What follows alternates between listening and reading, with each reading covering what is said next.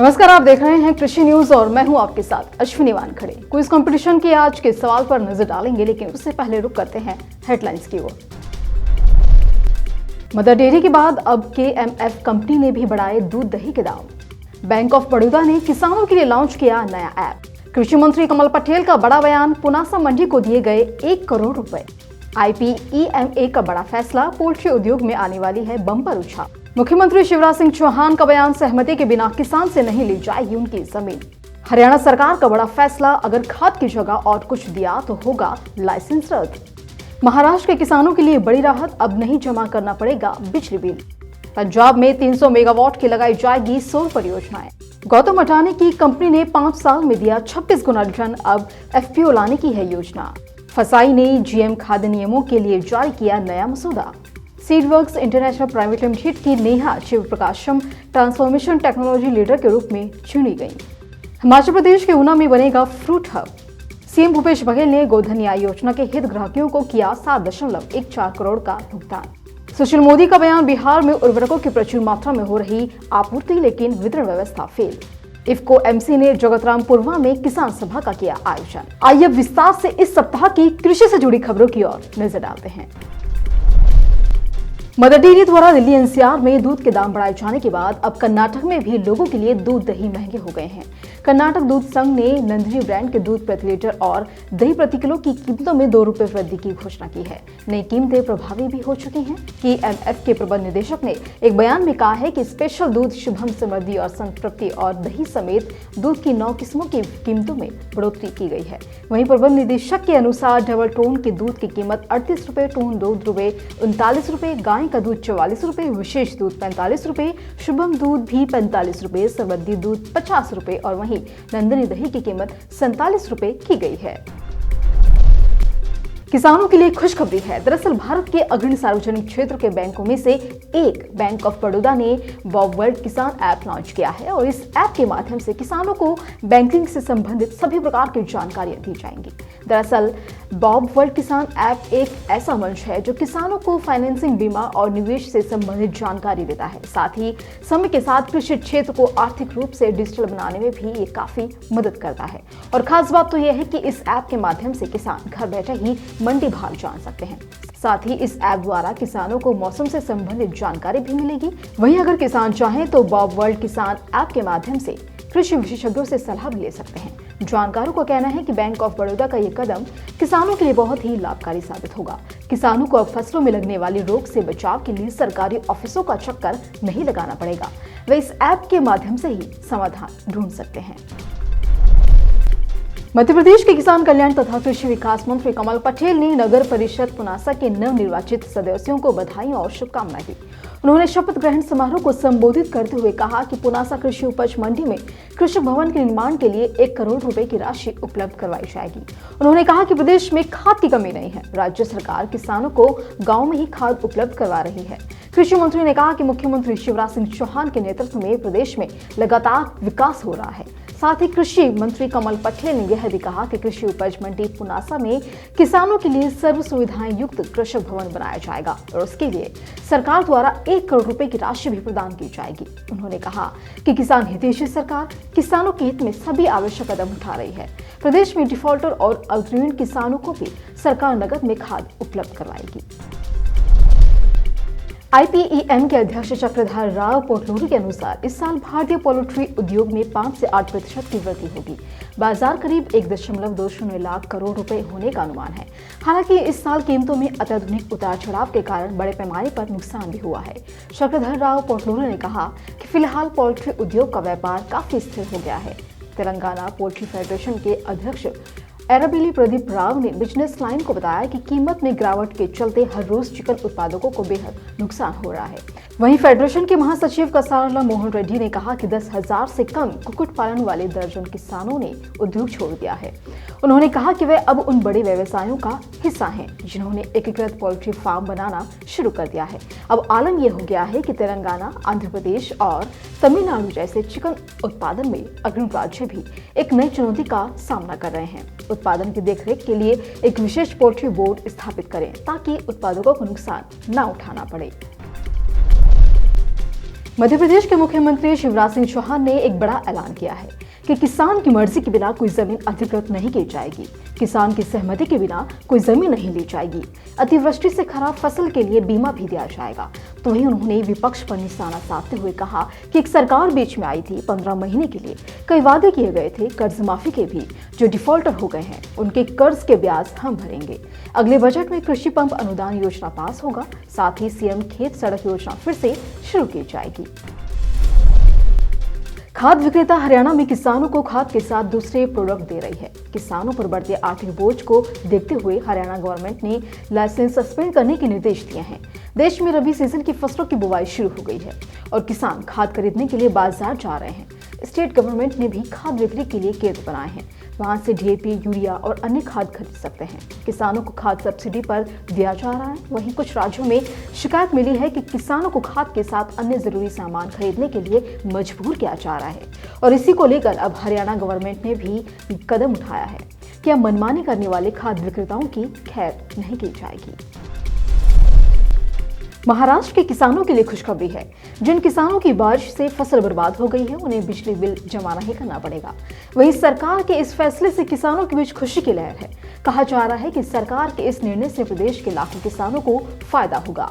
दरअसल उप मुख्यमंत्री देवेंद्र फडणवीस ने खुद इसकी पुष्टि करते हुए कहा कि बिजली विभाग को निर्देश दिया गया है कि वे उन किसानों को बिल भरने के लिए मजबूर ना करें जिनकी पिछले 2 महीने से अत्याधुनिक बारिश के कारण फसलें बर्बाद हो गई हैं। पत्रकारों से बात करते हुए फडणवीस ने कहा कि जो किसान बिजली बिल चुका सकते हैं वे बिजली बिल भर दें, लेकिन जो बिजली बिल नहीं भर सकते हैं उन्हें परेशान ना किया जाए। देवेंद्र फडणवीस ने कहा कि मैंने राज्य बिजली वितरण कंपनी के अधिकारियों को आदेश दिया है कि वे किसानों को बिजली बिल चुकाने के लिए मजबूर ना करें, खासकर उन लोगों को जो अधिक बारिश के कारण अपनी फसल खो चुके हैं। और इसका मतलब ये हुआ कि किसानों को 2 महीने का बिजली बिल नहीं जमा करना पड़ेगा। पंजाब सरकार राज्य में 300 मेगावाट क्षमता की सौर बिजली परियोजना लगाएगी। जारी आधिकारिक बयान के अनुसार इसके तहत 200 मेगावाट क्षमता की सौर वाटरफॉलिक परियोजना नहर के ऊपर तथा 100 मेगावाट क्षमता की परियोजना जल क्षेत्र में लगाई जाएगी। और बयान के अनुसार पंजाब के नवीन एवं नवीकरणीय ऊर्जा सोर्स मंत्री अमर अरोड़ा की अध्यक्षता में हुई बैठक में ये निर्णय लिया गया है। तो वहीं अरोड़ा ने कहा कि नहर के ऊपर प्रस्तावित 200 मेगावाट क्षमता की सौर परियोजना चरणबद्ध तरीके से लगाई जाएगी और पहले चरण में 50 मेगावाट क्षमता की परियोजना लगाई जाएगी। अरोड़ा ने कहा कि केंद्रीय वित्त मंत्रालय के आर्थिक मामलों के विभाग द्वारा चलाए जा रहे कार्यक्रम वायबिलिटी गैप फंडिंग के इन परियोजना की स्थापना के लिए फंड देने का प्रस्ताव दिया गया है।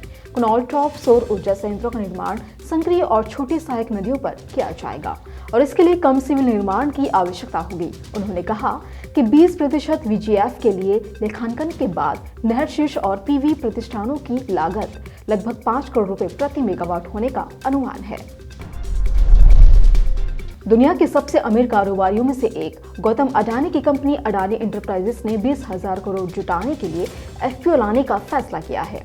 शेयर बाजार के खुदरा और संस्थागत निवेशकों से ये रकम जुटाने जाने की योजना है। शेयर बाजार में लिस्ट होने के 5 साल में गौतम अडानी की ये कंपनी 26 गुना रिटर्न दे चुकी है। अहमदाबाद में कंपनी के बोर्ड की बैठक की गई और इसमें एफपीओ लाकर या प्रोफेशनल अलॉटमेंट के जरिए पैसे जुटाने की संभावना पर चर्चा की गई। बोर्ड के फैसले के बाद हालांकि अडानी एंटरप्राइजेस के लिए फंड जुटाने की कवायदों को नियामक की मंजूरी जरूरी है। Food safety and standard authority of India ने पब्लिक कमेंट के लिए अनुवांशिक रूप से संशोधित खाद्य नियमों का एक नया मसौदा जारी किया है और खास बात तो यह है कि इस मसौदे में 1% या उससे अधिक जीएम कंपोनेंट्स वाले खाद्य उत्पादों के लिए फ्रंट ऑफ पैक लेबलिंग का प्रस्ताव दिया गया है। प्रस्तावित मसौदा कानून मानव उपभोग के लिए अनुवांशिक रूप से संशोधित ऑर्गेनिज्म पर लागू होगा। वहीं रेगुलेशन 2022 में कहा गया है कि जब तक खाद्य प्राधिकरण की पूर्व स्वीकृति प्राप्त नहीं हो जाती है तब तक खाद्य सुरक्षा और मानक का मसौदा तैयार करते हुए कोई भी जीएमओ से विकसित किसी भी खाद्य या खाद्य सामग्री का निर्माण, पैक, भंडारण, बिक्री, विपणन, वितरण और आयात नहीं करेगा। और इसके अलावा अनुवांशिक रूप से संशोधित खाद्य पदार्थों और अवयवों के निर्माताओं और आयातकों को पूर्व अनुमोदन के लिए फसाई को आवेदन करना होगा। मसौदा नियम के मुताबिक जब जीएमओ का उपयोग भोजन के रूप में या खाद्य उत्पादन के लिए कच्चे माल के रूप में किया जाता है तो जेनेटिक इंजीनियरिंग मूल्यांकन समिति से एक मंजूरी पर्यावरणीय जोखिम मूल्यांकन के लिए राष्ट्रीय जिम्मेदार प्राधिकरण में जमा किया जाना चाहिए। सीडवर्क्स इंटरनेशनल प्राइवेट लिमिटेड की Neha Shiva Prakasham vice president digital transformation and IT को ग्लोबल CIO फोरम द्वारा ट्रांसफॉर्मेशन टेक्नोलॉजी लीडर के रूप में मान्यता दी गई है। सीडवर्क्स इंटरनेशनल प्राइवेट लिमिटेड ने अपने बयान में कहा है कि संगठनात्मक उत्कृष्टता और नवाचार के प्रति उनके समर्पण और मेहनती प्रयासों की सराहना करते हुए साथ ही उन्होंने नेहा शिव प्रकाशम को इस उपलब्धि पर बधाई भी दी है। हिमाचल प्रदेश सरकार ने एक महत्वाकांक्षी परियोजना शुरू की है। HP शिवा प्रोजेक्ट के तहत टी फॉर वेल्थ को लॉन्च किया गया। ग्रामीण विकास और कृषि मंत्री वीरेंद्र कंवर ने कहा है कि पायलट परियोजना शुरू की गई है, जिसके तहत प्रदर्शन भूखंड तैयार किए गए और 81 किसानों की भूमि पर अमरूद, माल्टा और अनार की संकर किस्मों के 11,913 पौधे रोपे गए।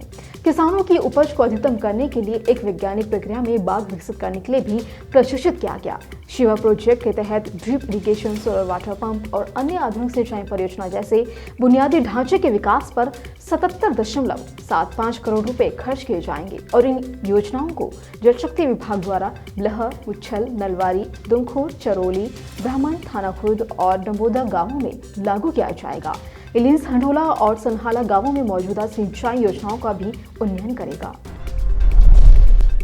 छत्तीसगढ़ के सीएम भूपेश बघेल ने अपने निवास कार्यालय में गोधन न्याय योजना के तहत आयोजित राशि अंतरण के कार्यक्रम में हितग्राहियों को ऑनलाइन 56वीं किश्त के रूप में कुल 7 करोड़ 14 लाख रुपए की राशि का तबादला किया, जिसमें गोबर विक्रेताओं को 4.55 करोड़, गोठान समितियों को 1.17 करोड़ और स्वयं सहायता समूहों को 1.42 करोड़ रुपए की राशि दी गई।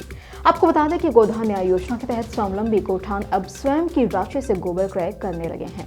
नवंबर महीने के प्रथम पखवाड़े में स्वावलंबी गोठानों ने 2 करोड़ रुपए 58 लाख रुपए का गोबर खरीदा है, जबकि शासन द्वारा 1 करोड़ 97 लाख का गोबर क्रय किया गया है।